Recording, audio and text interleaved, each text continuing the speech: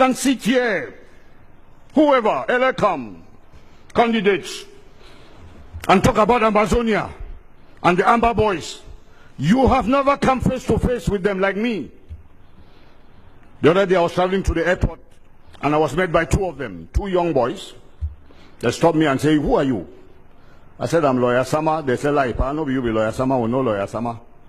I said, "Masama, Pigine, when I don't know me, Lawyer Sama and me where they come for you and they can't defend people. Go outside, defend. I start defense since 1992. One say, "Hey, now you be Pa Sama?"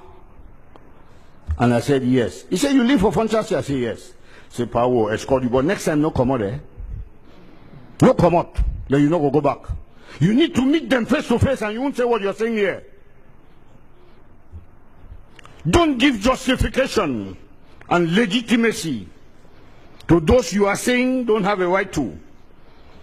But your lordships, it's not my fault. It's neither yours.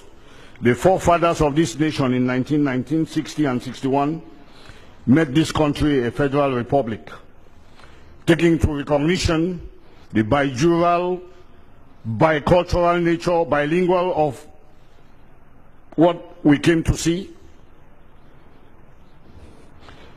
Nobody can pretend to say the Anglophone community of this country, Northwest and Southwest, do not constitute a minority, and that they have an equal and fair right to choose and designate who is to be the President of the Republic. I disagree there with the report. Don't undermine the effect that the above 1 million people could have had on the outcome of these results.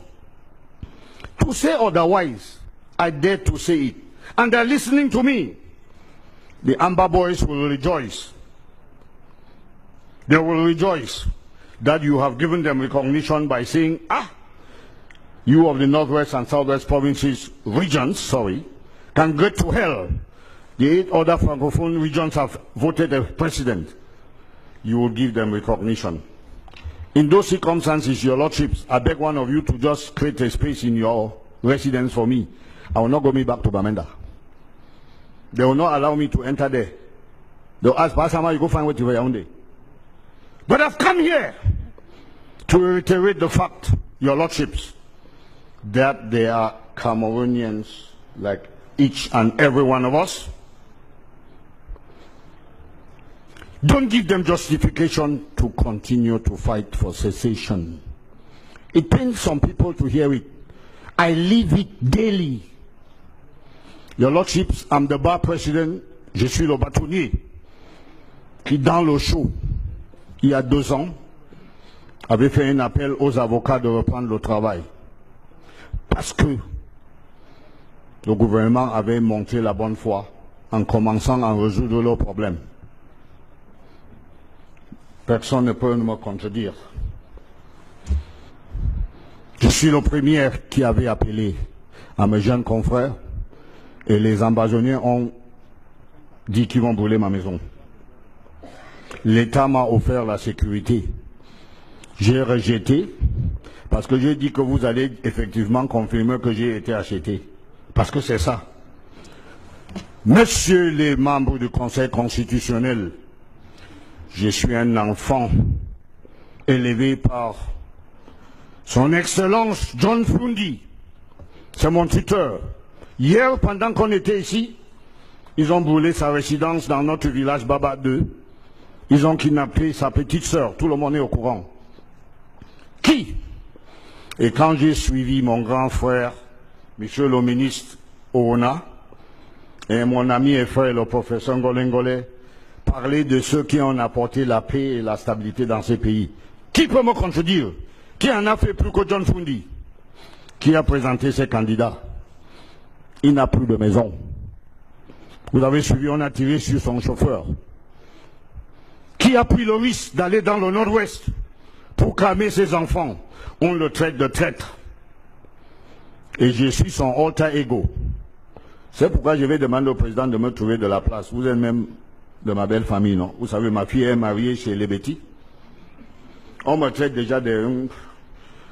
Vous allez me chercher de place parce que je ne vais pas rentrer, monsieur le président. Qu'on ne vous trompe pas. Il n'y a pas eu d'élection dans le nord-ouest et le sud-ouest. Veuillez ne pas donner raison aux sécessionnistes. Veuillez ne pas légitimiser la sécession.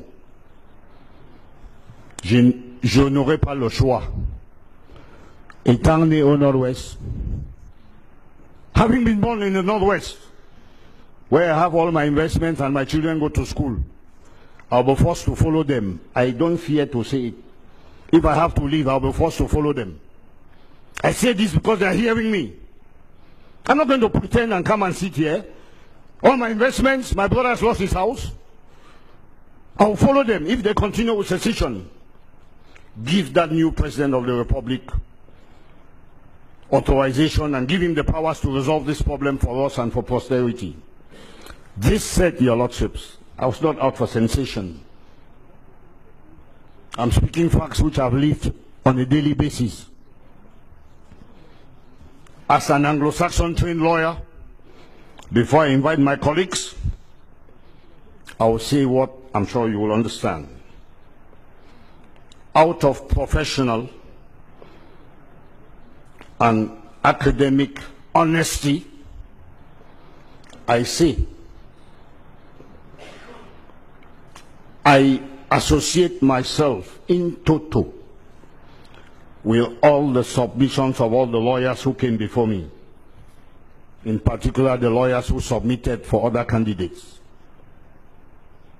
I associate myself with their submissions, and I urge your lordships to uphold them in the course of these submissions.